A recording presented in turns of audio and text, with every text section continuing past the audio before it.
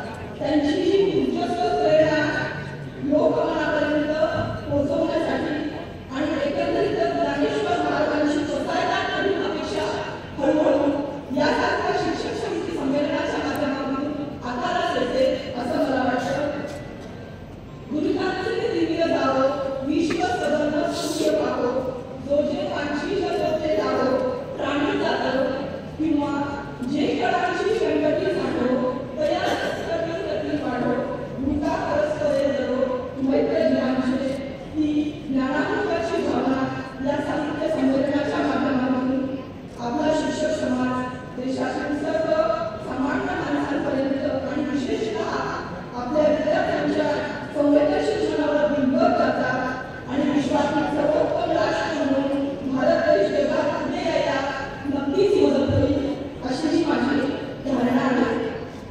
शिक्षकांच्या साहित्य संमेलनामधून प्रभावी, प्रेरक आणि प्रतिभाशाली झालेले शिक्षक मराठी, हिंदी, इंग्रजी भाषेचे अत्यंत प्रभावी असे अध्यापन करत असतात ही साहित्याची प्रेरणा आहे. आणि भूगोल, इतिहास यासारख्या अनेक सामाजिक शाखांचे अध्यापन अत्यंत उत्कृष्टपणे तो साहित्यिक शिक्षक आहे तो करत असतो. उदाहरणार्थ झालं तथाकथन, नाट्यीकरण या साहित्यिक विधानाच्या माध्यमामधून अत्यंत तेजस्वीरित्या इतिहासातील तो काळ, भूगोलातील तो प्रदेश, तो देश विद्यार्थ्यांच्या मनःचक्षुवरती उभा करण्याची ताकद आमच्या या साहित्यिक शिक्षकांमध्ये आहे. आणि ही ताकद फक्त साहित्यिक शिक्षक विद्यार्थ्यांच्या मनःचक्षुवर उभा करू शकतो. त्यामुळे छत्रपती संभाजी जिल्ह्यातील शिक्षणाची सुरुवात बुद्धिमत्ता करायला या शिक्षक साहित्य संमेलनाचा पुरेपूर लाभ होईल अशी ही आशा या ठिकाणी मी व्यक्त करते. वेगवेगळ्या ताकदी आहे की या शिक्षक संमेलनाच्या माध्यमातून विद्यार्थ्यांची गुणवत्ता वाढवण्यासाठी निश्चितपणे माझे सर्व साहित्य शिक्षक अधिक प्रयास करतील, अधिक प्रयत्न करतील याचा मला विश्वास वाटतो. या ठिकाणी दिवसभर चालणाऱ्या या साहित्य संमेलनामध्ये परिसंवाद अतिशय सुंदर असा विषय परिसंवादासाठी आम्ही ठेवला आहे.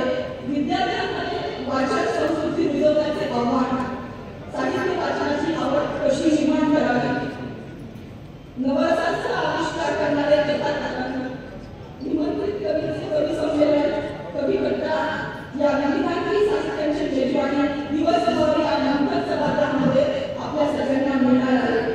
आपण सर्वांनी त्याचा लाभ घ्यावा अशी स्वागताध्यक्ष या नात्याने आपल्या सगळ्यांना विनंती करते. हे सारस्वताचे बोध तुम्हीच लावलेली जी झाडं तरी आता अवधानामध्ये देवोटी वाढत सिंहोनी विजय अशी ही या ठिकाणी आपल्या सगळ्यांना विनंती करते. पुनश्च आपल्या सर्वांना मनापासून हार्दिक शुभकामना देते आणि सर्वांचं स्वागत करते आणि जगद्गुरु संत तुकोबा राय यांच्या